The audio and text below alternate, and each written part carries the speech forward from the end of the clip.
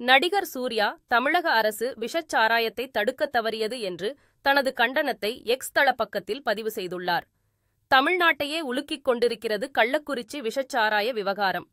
இதுவரை 51 பேர் உயிரிழந்துள்ள நிலையில் உயிரிழப்புகள் மேலும் உயர்ந்துவிடக்கூடாது என்ற அச்சமே நிலவுகிறது. கிட்டத்தட்ட 90க்கும் மேற்பட்டோர் மருத்துவமனைகளில் சிகிச்சை பெற்று வருகின்றனர்.